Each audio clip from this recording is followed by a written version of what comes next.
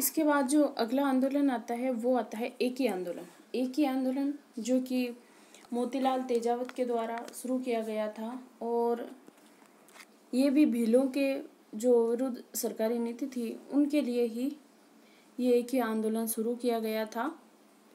और अगर आप लोगों को ऐसा लगता है कि वीडियो धीरे चल रहा है और तो आप इस वीडियो को तेज करके भी अपनी स्पीड बढ़ा सकते हो वीडियो की। ये जो 3 डॉट्स दिखाई देते हैं इस पर क्लिक करके आप जितनी चाहें उतनी वीडियो की स्पीड बढ़ा सकते हो। तो चलिए एक ही आंदोलन के बारे में पढ़ लेते हैं।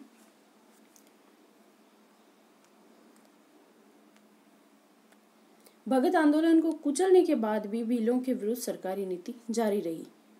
यानी जो भगत आंदोलन था उनको कुचलने के बाद भी भीलों के विरुद्ध जो सरकार की नीति थी वो जारी थी। 1917 ईस्वी में भीलों व गरासियों ने मिलकर महाराणा को पत्र लिखकर दमनकारी नीति व बेगार के प्रति अपना विरोध जताया था, लेकिन परिणाम नहीं निकला। तो भीलों ने मोतीलाल तेजावत के नेतृत्व में आंदोलन प्रारंभ कर दिया और यही आंदोलन है जो एक ही आंदोलन के नाम से विख्यात हुआ। तो ये भी भीलों को मुख्य धारा से जोड़ने के लिए ही शुरू किया गया था और इनका नेतृत्व मोतीलाल तेजावत ने किया था। इसके बाद राजस्थान में जो किसान आंदोलन आते हैं उनके बारे में हम पढ़ लेते हैं।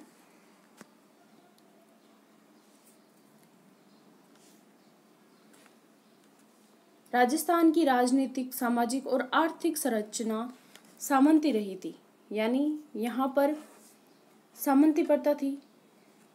ये संरचना त्रिस्तरीय थी जिसमें क्रमशः पहले होता है पहले शासक होता है, उसके बीच में जो जागीरदार होते हैं और जो फिर आते हैं कृषक वर्ग। तो ये 3 स्तरीय थी। इन सभी के पारंपरिक अंतर संबंधों पर ये व्यवस्था टिकी थी। 19वीं शताब्दी के अंत तक ये संबंध सौहार्दपूर्ण बने रहे, मगर इसके बाद राजस्थान का परिदृश्य बदलना प्रारंभ हो गया। यानी पहले तो जो ये जागीरदार थे, जो ये शासक थे और जागीरदार थे और कृषक थे, इन तीनों के बीच में संबंध अच्छे थे। अगर कोई गरीब किसान है तो उसका कर भी माफ कर दिया जाता था जागीरदार के द्वारा, या शासकों को कोई ऐतराज नहीं था। लेकिन जब अंग्रेज यहाँ पर आए थे भारत में तो इन्होंने इन शासकों पर भी दबाव डाला, तो शासकों ने जागीरदारों पर दबाव डाला, तो जागीरदारों ने कृषकों पर दबाव डाला और लगभग 84 प्रकार के कर इन कृषकों को देने पड़ते थे। अपनी पूरी मेहनत की कमाई इन जागीरदारों को देना पड़ता और ये जागीरदार फिर शासक को देते, शासक फिर अंग्रेजों को देते थे। तो इस प्रकार कृषक वर्ग था वो मेहनत करते हुए भी भूखे सोने के लिए मजबूर थे। तो इसीलिए फिर किसान आंदोलन हुए। इसका परिणाम यह हुआ कि राजस्थान के विभिन्न भागों को अनेक किसान आंदोलन का सामना करना पड़ा। इन किसान आंदोलन के प्रमुख कारण निम्नलिखित थे। जैसे अंग्रेजों के प्रभाव में आकर शासकों ने अपनी प्रजा की ओर पर्याप्त ध्यान देना छोड़ दिया था। शासकों ने क्या किया था, अंग्रेजों के प्रभाव में आकर जो अपनी जनता थी, प्रजा थी, उन पर ध्यान देना ही छोड़ दिया था। शासकों व जागीरदारों ने स्वयं का अस्तित्व ही ब्रिटिश सत्ता पर आधारित समझ लिया था। शासकों और जो जागीरदार थे वो सिर्फ ब्रिटिश सरकार के प्रति स्वामी भक्त थी, बाकी जनता चाहे भूखा मरे चाहे कुछ भी रहे उनको कोई मतलब नहीं था।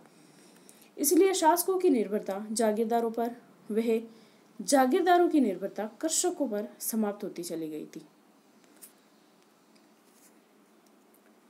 राजस्व अधिक वसूलने के साथ साथ ही कृषकों से ली जाने वाली बेगारों व लागों में भी अप्रत्याशित वृद्धि देखी गई। कुछ राज्यों में तो इन लोगों की संख्या 300 से अधिक थी। इस काल में अन्य व्यवसायों से विस्थापित लोगों के कृषि पर निर्भर हो जाने के कारण कृषक मजदूरों की संख्या में वृद्धि हुई। कृषक मजदूरों की संख्या में वृद्धि होने के कारण जागीरदारों के रुख में अधिक कठोरता आई। यानी कि बाकी जो उद्योग धंधे थे उनको तो अंग्रेजों ने लगभग समाप्त कर दिया था। वो यहाँ से कच्चा माल लेकर इंग्लैंड लेके जाते थे और वहीं पर वो पक्का माल बना के यहाँ पे लाके बेच देते थे। तो जो कुटीर उद्योग थे, जो छोटे मोटे धंधे थे जिनसे मजदूर अपना पेट पालते थे, वो सब अंग्रेजों ने बंद करवा दिए। तो अब सिर्फ मजदूर वर्ग के पास काम क्या था? ये सिर्फ कृषि का काम था। तो तो फिर कृषकों की संख्या में भी निरंतर वृद्धि होती गई। तो इस कारण से भी जो जागीरदार थे, फिर उनका भी रुख कठोर होता चला गया था। कृषि उत्पादित मूल्यों में गिरावट और इजाफा दोनों स्थितियां कृषकों के लिए लाभकारी नहीं थी। जहां एक और कीमत में गिरावट के कारण कृषकों की बचत का मूल्य कम हो जाता था, वहीं कीमतें बढ़ने के कारण भी उसे लाभ का भाग नहीं मिल पाता था, क्योंकि जागीरदार लगान जिन्स के रूप में लेता था। अंग्रेजी प्रशासनिक व्यवस्थाओं को अपनाने के फलस्वरूप सामंतों का कृषकों के प्रति उदार और पैतृक नजरिया बदल गया था। अब आता है बिजोलिया किसान आंदोलन। बिजोलिया किसान आंदोलन ये कहाँ पे पड़ता है? बिजोलिया, जो कि भीलवाड़ा में पड़ता है।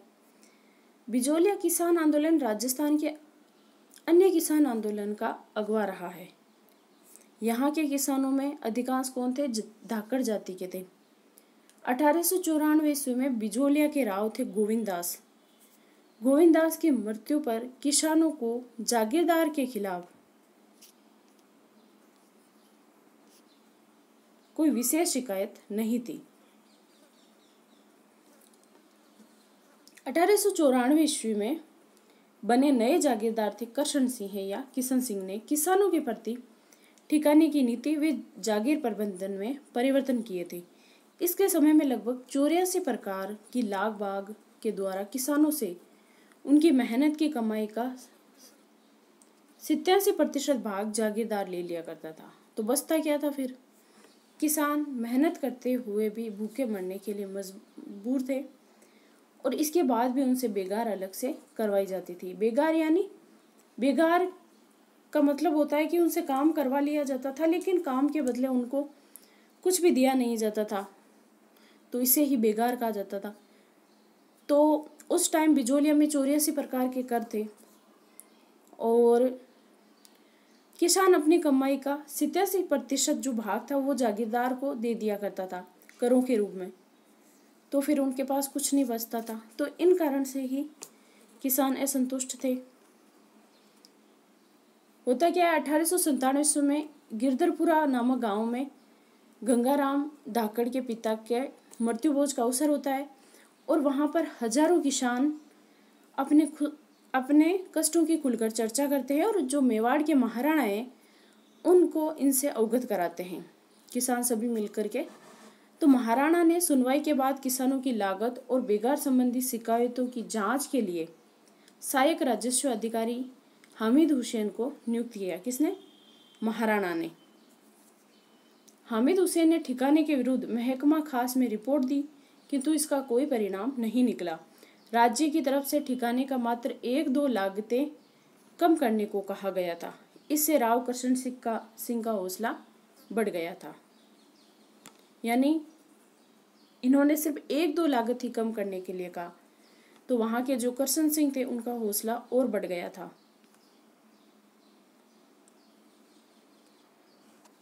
विभिन्न प्रकार की लागू हुए। 1899 से 1900 ईस्वी के भयंकर 56 अकाल के कारण बिजोलिया की किसान की स्थिति पहले से ही काफी दयनीय थी। इसके बावजूद 1903 ईस्वी में जो राव करशन सिंह थे, उन्होंने किसानों पर चौरी कर नामक एक नया कर लगा दिया था। चौरी कर क्या था? ये जो करशन सिंह है, उन्होंने इतनी अकाल की स्थिति में और जो किसान पहले से भूखे मर रहे थे, उन पर चौरी कर नामक एक और कर लगा दिया था करशन सिंह ने। चौरी कर क्या था? इसमें हर व्यक्ति को अपनी लड़की के विवाह के अवसर पर 5 रुपए ठिकाने के कोष में जमा करवाना पड़ता था। उस समय देखो 5 रुपए, आज के समय में तो 5 रुपए कुछ भी नहीं थे, लेकिन उस समय 5 रुपए बहुत ज़्यादा होते थे। तो किसान के लिए 5 रुपए जमा कराना उस टाइम बहुत बड़ी बात होती थी। तो ये एक और कर लागू कर दिया था करशन सिंह ने, और वहाँ पर हर प्रकार के बहुत सारे कर लिए जाते थे, जैसे कि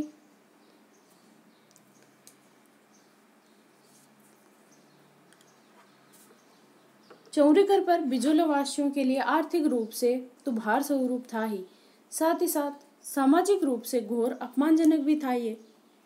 किसानों ने इसका मौन विरोध किया और 2 वर्ष तक अपनी कन्याओं का विवाह भी नहीं किया। किसानों ने क्या किया था, कोई हिंसात्मक तरीका नहीं अपनाया और उन्होंने यही तरीका अपनाया कि अगर कन्या के विवाह के अवसर पर अगर उनको कर देना है तो उन्होंने अपनी कन्या का विवाह ही नहीं किया था 2 साल तक। किसानों के प्रतिरोध के आगे राव को चौरी की लाग उठा देने, फसल में ठिकाने का हिस्सा 2/5 लेने और कुंता, ये कुंता क्या थी? कुंता मतलब होता था कि खड़ी फसल का ही अनुमान लगाना। कुंता का मतलब होता है कि अगर खेत में कोई फसल खड़ी है तो हम उनका अनुमान लगा कर ही उनसे कर वसूल कर लिया जाता था। कुंता करने वाले अहलकारों के साथ 20 आदमियों को ने बुलाने की घोषणा करनी पड़ी। 1906 ईस्वी में बिजोलिया के नए स्वामी थे प्रति सिंह। उन्होंने न केवल पुरानी रियासतों को समाप्त कर दिया बल्कि प्रजा पर तलवार बंधाई नामक एक नया कर और लगा दिया था। किसने? पृथ्वी सिंह आते हैं। उन्होंने जो भी ये किसानों के हित में जो भी पहले नियम निकाले थे उन सबको हटा दिया, रियायतों को, और तलवार बंधाई नामक एक नया कर लगा दिया था।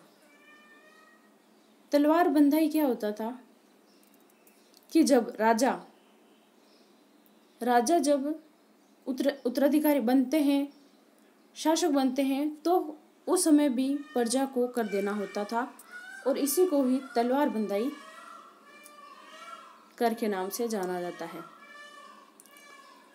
राव पृथ्वी सिंह के समय जब लूट और शोषण चरम सीमा को पार कर गया तो 1913 में किसानों ने साधु सीताराम दास, फतेहकरण चारण और ब्रह्मदेव के नेतृत्व में जागीर क्षेत्र में हल चलाने से इनकार कर दिया। जागीर क्षेत्र की भूमि पड़त रहने के कारण ठिकाने को बड़ी हानि उठानी पड़ी। इसके बाद ठाकुर द्वारा की जाने वाली सख्ती व अत्याचारों में और वृद्धि हो गई और फतेहकरण चारण व ब्रह्मदेव आतंकित होकर बिजोलिया छोड़कर चले गए तथा साधु सीताराम दास को पुस्तकालय की नौकरी से भी अलग कर दिया गया। साधु सीताराम दास द्वारा आमंत्रित करने के बाद ये विजय सिंह पथिक थे। उन्होंने आंदोलन का नेतृत्व संभाला। कब संभाला था? 1917 में। किसने आमंत्रित किया था? साधु सीताराम दास ने। तो फिर विजय सिंह पथिक ने बिजोलिया किसान आंदोलन का नेतृत्व संभाला 1917 में। हरियाली अमावस के दिन बेरीसाल गांव में उपरमाल पंच बोर्ड नामक एक संगठन स्थापित कर, उपरमाल पंच बोर्ड की स्थापना किसने की थी?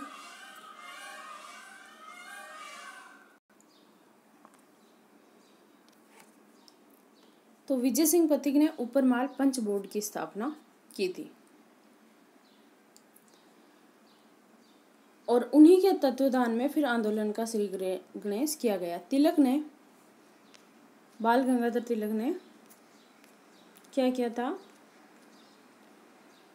वीरता और संगठन से प्रभावित होकर केवल अपने अंग्रेजी पत्र मराठा में बिजोलिया के बारे में एक संपादकीय लिखा, अपितु मेवाड़ के जो महाराणा थे फतेह सिंह, उनको भी पत्र लिखा कि मेवाड़ के राजवंश ने स्वतंत्रता के लिए बहुत बलिदान किए थे। आप स्वयं स्वतंत्रता के पुजारी हैं, अतएव आपके राज्य में स्वतंत्रता के उपासकों को जेल में डालना कलंक की बात है। ये जो बाल गंगाधर तिलक थे ये लेखक थे और अपनी लेखनी से इन्होंने बहुत से क्रांतिकारियों को जन्म दिया, देशभक्तों को जन्म दिया, क्योंकि इनके लेख पढ़कर ही जनता में देशभक्ति की भावना पैदा होती थी। तो इन्होंने जो इनके अंग्रेजी पत्र आता है मराठा, तो उसमें बिजोलिया किसान आंदोलन के बारे में लेख छापा और जो मेवाड़ के महाराणा थे फतेह सिंह, उनको भी पत्र लिखा कि जो जनता है उन्होंने स्वतंत्रता के लिए बहुत ही बलिदान किए और आप इनको जेल में नहीं डालें, यह कलंक की बात है। बिजोलिया के किसानों को जागृत करने के लिए एक और माणिक्यलाल वर्मा द्वारा रचित पंछीड़ा गीत गाया जा रहा था। तो ये पंछीड़ा गीत किसने गाया था? माणिक्यलाल वर्मा ने। किसी लिए? जो बिजोलिया में किसान आंदोलन चल रहे थे, तो बिजोलिया में किसानों को जागृत करने के लिए पंछीड़ा गीत गाया था माणिक्यलाल वर्मा ने। वहीं दूसरी ओर प्रज्ञाचक्षु भंवरलाल और स्वर्णकार भी अपनी कविताओं के माध्यम से गांव-गांव में अलग जगा रहे थे। पथिक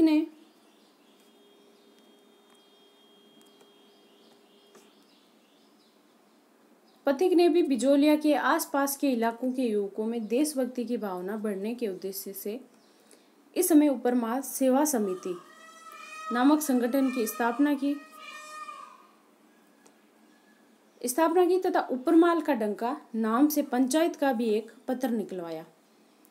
आंदोलन को देश भर में चर्चित करने के लिए पथिक ने किसानों की तरफ से कानपुर से निकलने वाले समाचार पत्र प्रताप के संपादक गणेश शंकर विद्यार्थी को चांदी की राखी भेजी। ये जो विजय सिंह पथिक थे, उन्होंने किसानों की तरफ से जो कानपुर के थे गणेश शंकर विद्यार्थी, जो कि एक पत्रिका निकालते थे, उसका नाम था प्रताप, तो उनको चांदी की राखी भेजी। गणेश शंकर विद्यार्थी ने राखी को स्वीकार करते हुए आंदोलन को समर्थन देने का आश्वासन दिया। प्रताप समाचार पत्र ने बिजोलिया किसान आंदोलन को राष्ट्रीय पहचान दिलाई।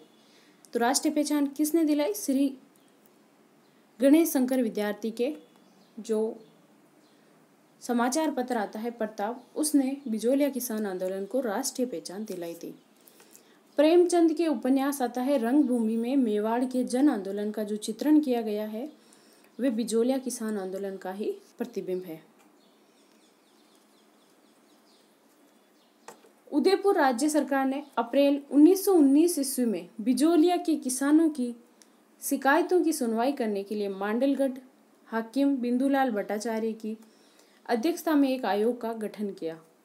आयोग ने किसानों के पक्ष में अनेक सिफारिशों की, किंतु मेवाड़ सरकार द्वारा इस तरफ कोई ध्यान नहीं दिए जाने के कारण आंदोलन पूर्ववत जारी रहा। भारत सरकार के विदेश विभाग के अधिकारियों का मत था कि बिजोलिया किसान पंचायत के साथ शीघ्र ही समझौता किया जाना आवश्यक है, अन्यथा संपूर्ण राजपूताने में किसान आंदोलन उग्र हो सकता है। इस स्थिति में बिजोलिया आंदोलन को तुरंत शांत करने के उद्देश्य से राजस्थान के एजीजी आते हैं रॉबर्ट हॉलैंड की अध्यक्षता में एक उच्च स्तरीय समिति का गठन किया गया। फरवरी 1922 में रॉबर्ट हॉलैंड ने किसानों से वार्ता कर 35 लाख को माफ कर दिया। कितनी? 35 को।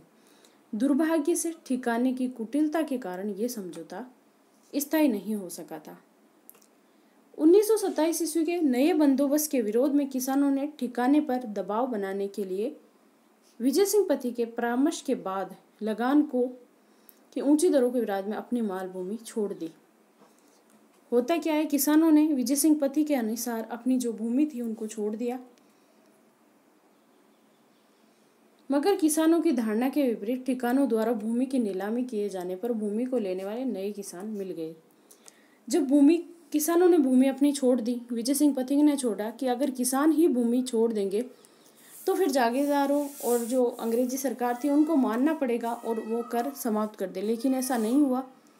उन जागीरदारों ने जो किसानों की भूमि थी वो दूसरे किसानों को बेच दी, तो उनको नए किसान मिल गए। तो फिर जो किसान थे उन्होंने भूमि छोड़ी, उन सभी ने विजय सिंह पति को ही इनका जिम्मेदार माना था। किसानों द्वारा भूमि छोड़ने के फैसले के लिए पथिक को उत्तरदायी ठहराया गया और जिसके बाद उन्होंने अपने को इस आंदोलन से अलग कर लिया। इसके बाद विजय सिंह पथिक ने इस आंदोलन को छोड़ दिया था।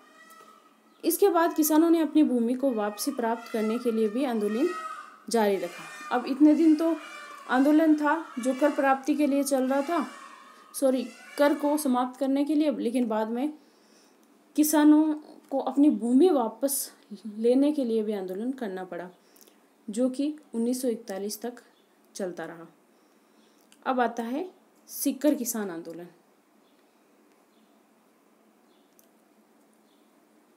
सीकर किसान आंदोलन का प्रारंभ कहाँ से होता है? सीकर ठिकाने के नए राव राजा थे कल्याण सिंह द्वारा 26 से 50% तक भू राजस्व वृद्धि करने से हुआ। कहाँ से? सीकर से। और राव राजा थे कल्याण सिंह। 1922 में उसने पूर्व राव राजा के दाह संस्कार तथा स्वयं के समारोह पर अधिक खर्च का बहाना बनाकर इस वादे पर लगान की वृद्धि की कि अगले वर्ष लगान में रियायत दी जाएगी, किंतु 1923 में राव राजा रियायत देने संबंधी अपने पुराने वादे से मुकर गया। राजस्थान सेवा संघ मंत्री है रामनारायण चौधरी। उनके नेतृत्व में किसानों ने इसके विरुद्ध आवाज उठाई। लंदन से प्रकाशित होने वाले डेली हेराल्ड नामक समाचार पत्र में किसानों के समर्थन में लेख छिपे और 1925 में ब्रिटिश संसद के निचले सदन हाउस ऑफ कॉमन्स में लिटरेचर यानी पश्चिम से लेबर सदस्य सर पैट्रिक लॉरेंस ने किसानों के समर्थन में आवाज उठाई। देखिए, ये जो सीकर किसान आंदोलन है तो ये किसके नेतृत्व में चला? रामनारायण चौधरी। और ये एक ऐसा आंदोलन है जिसका लेख, इस आंदोलन का लेख जो लंदन से प्रकाशित होती है डेली हेराल्ड, उस समाचार पत्र में इस सीकर किसान आंदोलन का लेख छपा था। और जो ब्रिटेन की संसद है उस संसद में भी सीकर किसान आंदोलन का मुद्दा उठा था। तो ये ही एक ऐसा आंदोलन था जो कि फॉरेन में भी, वहाँ की संसद में भी, इंग्लैंड की संसद, ब्रिटिश संसद में भी इनका मुद्दा उठा था। 1931 में राजस्थान जाट क्षेत्रीय सभा की स्थापना के बाद किसान आंदोलन को नई ऊर्जा मिली।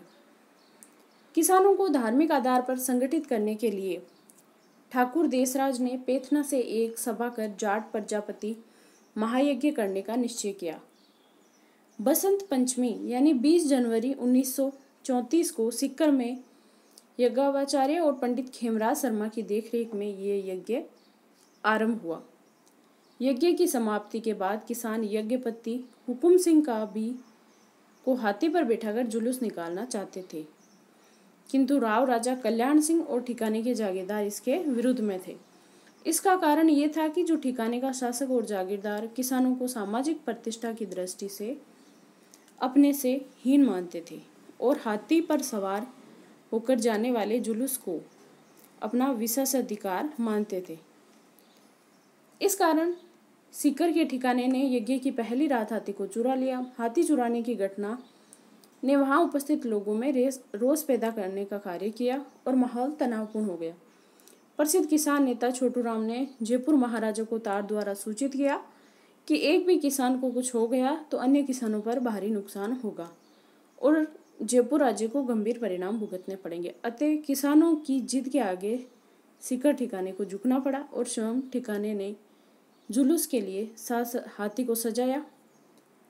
7 दिन तक चलने वाले इस यज्ञ कार्यक्रम में स्थानीय लोगों सहित उत्तर प्रदेश, पंजाब, पटियाला, हिसार जैसे स्थानों से लगभग 3 लाख लोग उपस्थित हुए और 20वीं शताब्दी में राजपूतों में होने वाला ये सबसे बड़ा यज्ञ था।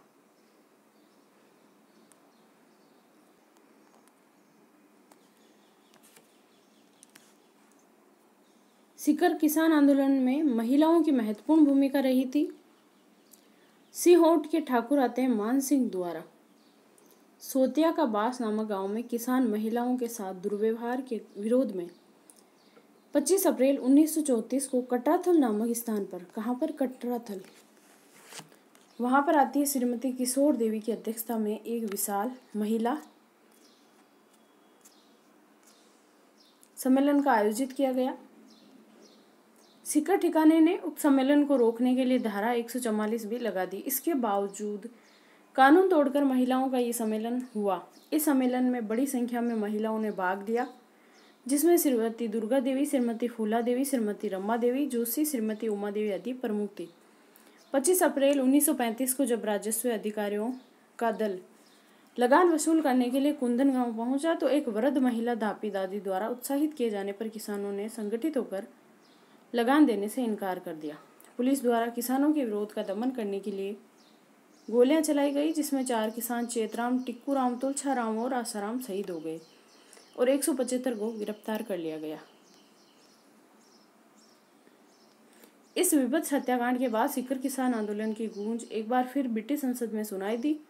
1935 ईस्वी तक किसानों की अधिकांश मांगे स्वीकार कर ली गई और आंदोलन का नेतृत्व करने वाले प्रमुख नेताओं में सरदार हरलाल सिंह, नेतराम सिंह, पन्ने सिंह हरू, गोरू सिंह कठराथल, ईश्वर सिंह भेरूपुरा, लेखराम आदि शामिल थे।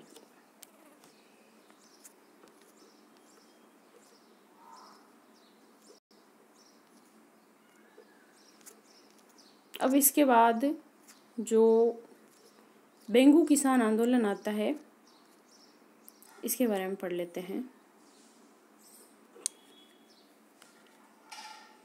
बिजोलिया किसान आंदोलन से प्रेरित होकर बेंगू ठिकाने के कृषकों ने भी 1921 में आंदोलन प्रारंभ कर दिया था, क्योंकि वहां के लोग भी लगान व लागबाग के अत्याचारों से पीड़ित थे।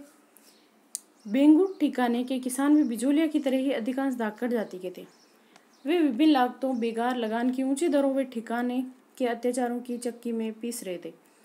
राजस्थान सेवा संघ के सदस्यों विजय सिंह पथिक, रामनारायण चौधरी और माणिक्यलाल वर्मा के सतत प्रयत्नों से बेंगू के किसानों में भी जागृति का संचार हुआ। 1921 में मैनाल में भैरवकुंड पर एकत्रित बेंगू के पट्टे के किसानों की सभा हुई। बिजोलिया आंदोलन की उग्रता से प्रभावित बेंगू के किसानों ने पैथिक से मिलकर लागबाग, बेगार और ऊंचे लगान के विरुद्ध आंदोलन का नेतृत्व करने की प्रार्थना की। पैथिक ने इस आंदोलन का भार राजस्थान सेवा संघ के मंत्री रामनारायण चौधरी उन पर डाल दिया। 2 वर्षों के संघर्ष के बाद बेंगू ठाकुर रावत अनूप सिंह को झुकना पड़ा। उसने किसानों की मांगों को स्वीकार करते हुए एक समझौता किया, परंतु मेवाड़ सरकार और रेजिडेंट्स को ये बात नहीं भाई। उन्होंने राजस्थान सेवा संघ और रावल अनूप सिंह के बीच हुए समझौते को बोलशेविक फैसले की संज्ञा दी। अनूप सिंह को उदयपुर में नजरबंद कर ठिकाने पर मुसरमात बैठा दी। ठिकाने के किसानों की शिकायत के समाधान के लिए मेवाड़ के बंदोबस्त आयुक्त ट्रेंच के नेतृत्व में एक आयोग नियुक्त किया। बेंगू के किसान ट्रेंच के निर्णय पर विचार करने के लिए गोविंदपुरा में एकत्रित हुए। यहाँ 5 माह से लगभग 600 किसान डटे हुए थे और ट्रेंच व लाला अमृतलाल ने गोविंदपुरा पहुंचकर एकत्रित किसानों का आयोग द्वारा दिए गए निर्णयों को स्वीकार करने और तितर हो जाने का आदेश दिया, किंतु किसान डटे रहे। 13 जुलाई 1923 को किसानों पर गोलियां चलाई गई, जिसमें रूपाजी और करपाजी नामक 2 किसान शहीद हो गए। तो रूपाजी और करपाजी कौन से किसान आंदोलन में शहीद हुए थे? बेंगू किसान आंदोलन में। महिलाओं को अपमानित किया गया तथा 500 से ज्यादा किसानों को गिरफ्तार कर लिया गया था। राज्य के अत्याचारों से किसानों का मनोबल गिरता देख पैथिक ने गुप्त रूप से बेंगू पहुंचकर स्वयं किसान आंदोलन का नेतृत्व संभाल लिया। मेवाड़ सरकार द्वारा इन्हें 10 सितंबर 1923 को गिरफ्तार कर जेल में डाल लिया गया और इसके बाद आंदोलन धीरे धीरे समाप्त हो गया। उसके बाद आता है बूंदी, और इसको ही बरड़ किसान आंदोलन के नाम से जानते हैं। और बिजोलिया और बेंगू के किसानों के समान बूंदी राज्य किसानों को अनेक प्रकार की लागतें, बेगार और ऊंची दरों पर लगान की रकम देनी पड़ती थी। इसी तरह बिजोलिया की सीमा से जुड़े बूंदी राज्य के बरड़ क्षेत्र के किसानों ने बूंदी प्रशासन के विरुद्ध अप्रैल 1922 ईस्वी में आंदोलन का श्री गणेश कर दिया। इस आंदोलन का नेतृत्व राजस्थान सेवा संघ के कर्मठ कार्यकर्ता नेनूराम शर्मा के हाथों में था। नेनूराम शर्मा बरड़ या बूंदी किसान आंदोलन का नेतृत्व करता कौन थे? नेनूराम शर्मा। 2 अप्रैल 1923 को डाबी गांव में, तो इसको डाबी आंदोलन के नाम से भी जानते हैं, बूंदी आंदोलन के नाम से भी जानते हैं और बरड़ किसान आंदोलन के नाम से भी जानते हैं, क्योंकि डाबी गांव में न्यूनीराम शर्मा की अध्यक्षता में चल रही किसानों की सभा पर पुलिस अधीक्षक इकराम हुसैन के नेतृत्व में गोलियां चलाई गई, जिसमें नानक जी भील और देवराव गुजर शहीद हो गए थे। तो नानक जी भील जो थे वो कौन से आंदोलन में शहीद हुए थे? बूंदी किसान आंदोलन में। 27 सितंबर 1925 ईस्वी को राजस्थान सेवा संघ की हाड़ौती शाखा की एक सभा में शासन को किसानों की समस्याओं से परिचित कराने के लिए पंडित नेनूराम शर्मा को अधिकृत किया गया था। किसको? पंडित नेनूराम शर्मा को। 1927 ईस्वी के बाद राजस्थान सेवा संघ अंतर्विरोधों के कारण बंद हो गया और अतः राजस्थान सेवा संघ के साथ ही बूंदी का ब्रड किसान आंदोलन समाप्त हो गया। उसके बाद आता है नीमू चना किसान आंदोलन, जो कि अलवर में होता है। देखिए, ये जो नीमू चना अलवर का है, होता क्या है कि यहाँ पर जो किसानों की फसलें थी उनको सूअर खा जाते थे और सूअरों को मारने की अनुमति नहीं थी किसानों को, तो इसलिए किसान दुखी हो गए थे और उन्होंने आंदोलन कर दिया था। चलिए पढ़ लेते हैं हम। अलवर में सूअरों को मारने पर प्रतिबंध था और ये सूअर किसानों की फसल बर्बाद कर रहे थे। इन्हीं सूअरों के उत्पादन से दुखी होकर 1921 में अलवर के किसानों ने आंदोलन प्रारंभ कर दिया। इस आंदोलन के दबाव में महाराजा को सूअरों को मारने की इजाज़त देनी पड़ी। अलवर में 1922 में तीसरा भूमि बंदोबस्त होने के बाद 1923 और 24 में भू राजस्व की नई दरें लागू कर दी गई। इस नए बंदोबस्त से पूर्व राजपूत एवं ब्राह्मणों से अन्य जातियों की तुलना में कम भू राजस्व लिया जाता था, मगर नए बंदोबस्त द्वारा इन जातियों के विशेष अधिकारों को समाप्त कर दिया गया, जिसके कारण इसमें असंतोष के स्वर उठना स्वाभाविक था। यद्यपि अन्य जातियों के किसान भी इस बंदोबस्त से संतुष्ट नहीं थे, मगर इसके विरोध में नेतृत्वकारी भूमिका राजपूतों ने निभाई। अलवर के बानसूर और गाजी का थाना के राजपूतों ने भूमि बंदोबस्त के नाम पर लगने वाले इन करों का विरोध किया और रेजिडेंट से शिकायत भी की। इस प्रकार की शिकायतों से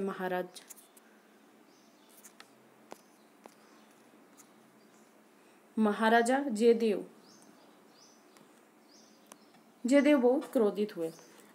14 मई 1925 को भू राजस्व के नाम पर होने वाली इस लूट पर चर्चा करने के लिए किसान अलवर की बानसूर तहसील के नीमू चना नामक गांव में एकत्रित हुए और एकाएक राज्य की सेना ने कमांडर छज्जू सिंह के नेतृत्व में इन किसानों को घेर कर गोलियों की बौछार कर दी, उनके घर जला दिए और इस घटना में 156 व्यक्ति मारे गए थे और लगभग 600 व्यक्ति घायल हो गए। रियासत नामक समाचार पत्र ने इस हत्याकांड की तुलना जलियांवाला बाग हत्याकांड से की, जबकि महात्मा गांधी ने यंग इंडिया में इस हत्याकांड को दोहरी डायरसाई की संज्ञा दी है। इसे जलियांवाला बाग हत्याकांड से भी अधिक विपत्स बताया है। होता क्या है कि नीमू चना नामक गांव में सभी किसान एकत्रित होते हैं और वहां पे कमांडर आते हैं छज्जू सिंह। तो उनके नेतृत्व में किसानों को घेर कर गोलियों के बौछारें कर दी। लगभग 600 व्यक्ति मारे गए थे, बहुत सारे पशु पक्षी भी मारे गए थे। तो इसीलिए इस छज्जू सिंह को राजस्थान का जनरल डायर भी कहा जाता है और इस घटना को जलियांवाला बाग हत्याकांड से भी विपत्स बताया है। किसने? महात्मा गांधी ने। अब जो राजस्थान में प्रजामंडल होते हैं, प्रजामंडल आंदोलन, उनके बारे में पढ़ लेते हैं। जैसे कि मान लो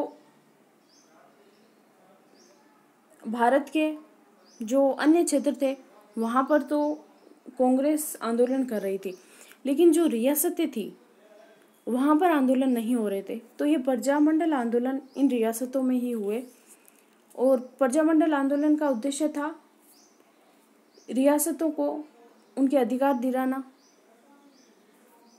तो पढ़ लेते हैं हम प्रजामंडल आंदोलन। 20वीं शताब्दी के प्रारंभिक दशकों में राजस्थान के विभिन्न भागों में सामंती अत्याचारों एवं शोषण के विरुद्ध अनेक आंदोलन शुरू हुए थे, किंतु इन आंदोलनों का उद्देश्य केवल भू राजस्व में कमी एवं सामंती अत्याचारों से मुक्ति दिलाना था। यानी कि जो राजस्थान में जो आंदोलन हो रहे थे वो तो जो सामंत थे वो अत्याचार कर रहे थे किसानों पर, तो उनके विरुद्ध था।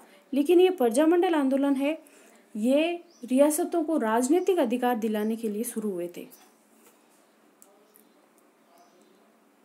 1920 में कांग्रेस द्वारा देशी रियासतों के आंतरिक मामलों में हस्तक्षेप न करने का प्रस्ताव पारित होने से राजपूताना के राष्ट्रवादी लोगों को मायूस होना पड़ा। 1927 में अखिल भारतीय देशी राज्य लोक परिषद की स्थापना होने के बाद राजनीतिक कार्यकर्ताओं को एक ऐसा मंच मिल गया जहां वे अपनी बात कह सकते थे। किसमें? अखिल भारतीय देशी राज्य लोक परिषद की जब स्थापना हुई थी वहां पर।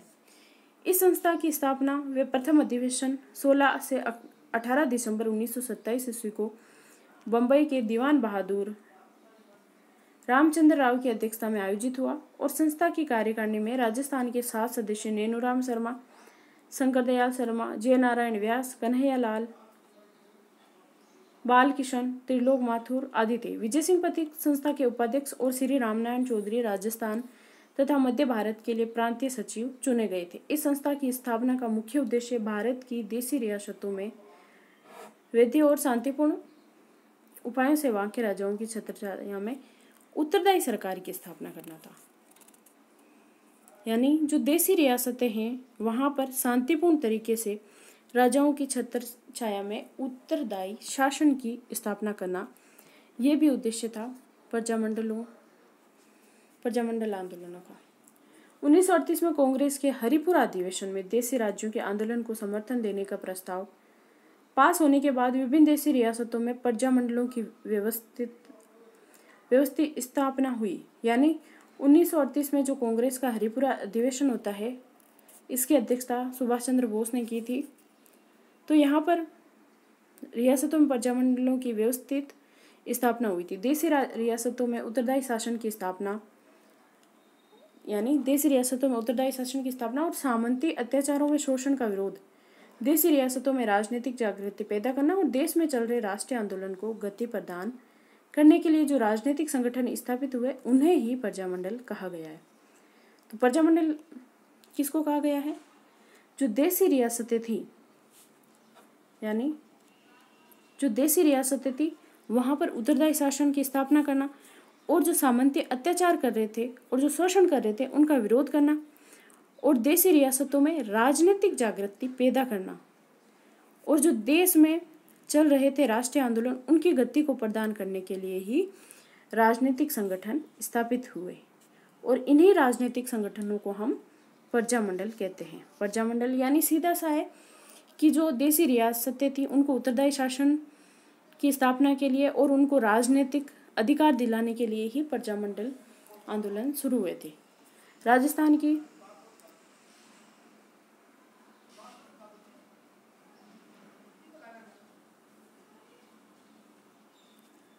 राजस्थान की सभी रियासतों में अपने अपने प्रजामंडल कार्यरत थे, जिन्होंने आजादी तक उपरोक्त मुद्दों पर समय समय पर अनेक आंदोलनों का संचालन किया था।